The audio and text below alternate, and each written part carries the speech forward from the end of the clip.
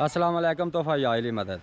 अच्छा जी, अज मैं तुहाडी मुलाकात करानी है एक ऐसे बंदे नाल कि जिहड़ा मुहम्मद वाले मुहम्मद के बारे शायरी करदा है ते बहुत ही अच्छी शायरी करदा है। मौजियां वाले दी सरजमीन उत्ते जनाब एक ही शायर है ते बहुत अच्छी शायरी कर रहा है। शायर तो होर भी काफ़ी सारे हैं, बाकी मशहूर मरूफ है जिहड़ा ना वो एक ही शायर है, बहुत अच्छी शायरी पे करते हैं। तो मुहम्मद वाले मुहम्मद उत्ते कसीदे भी वो लिखते हैं जनाब, रुबाइयाँ भी लिखते हैं, मजलिस ज़ाब विच खलो के भी रुबाइयाँ पढ़ते हैं, और भी काफ़ी सारे जिहड़े ने ना वो इस्लामिक शायरी दे नाल ना वो रिलेटेड ने।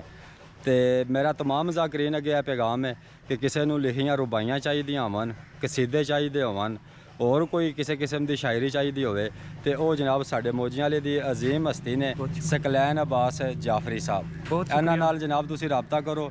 इंशाअल्लाह तुहानूं हर किस्म का कलाम है जिहड़ा वो है मुहैया करन दे, नोए भी लिख के देन दे, कसीदे भी लिखन दे, रुबाइयाँ भी लिखन दे, और भी इस तो इलावा इस्लामिक शायरी जी है वो तुहानूं ये सारी लिख के देन दे। बहुत शुक्रिया भाई ताहिर शहबाज गोंदल साहब।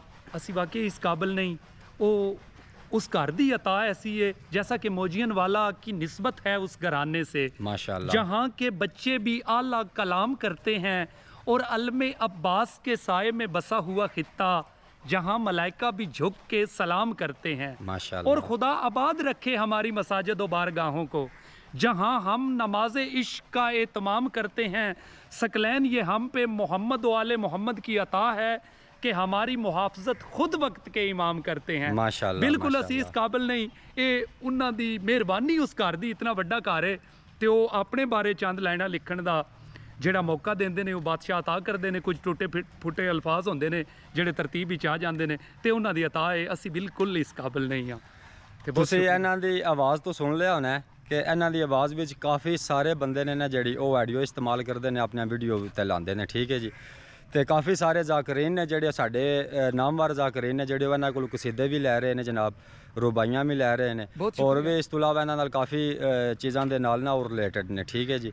तो जनाब तुहाडे अगे भी यह गुजारिश है जितने भी ज़ाकरीन हो, बिल्कुल फी सबीलिल्लाह, इन्हां दी कोई डिमांड नहीं, अपनी मर्जी के मुताबिक तुसीं जो कुछ भी नज़र न्याज दे दे कबूल करन दे, बाकी इन्हां दी कोई डिमांड नहीं है। तुसीं कसीदा लिखावो, तुसीं नोया लिखावो, तुसीं कोई रुबाई लिखावो, बिल्कुल फ्री फी सबीलिल्लाह लिख के देन दे।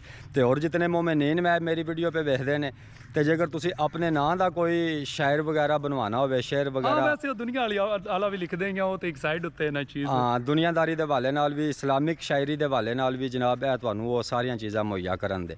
तो सकलैन अब्बास जाफरी है तुहानूं मजीद अपना मोबाइल नंबर दस देंदे ने, तुसीं इन्हां नाल राबता कर सकदे जी इंशाअल्लाह जनाब। 0344 62 294 इहदे उत्ते व्हाट्सअप, और शायर सकलैन जाफरी के नाम तो ही मेरी ID है।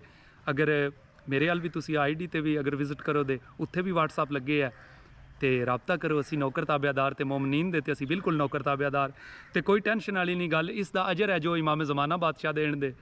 तो बहुत शुक्रिया, बहुत मेहरबानी।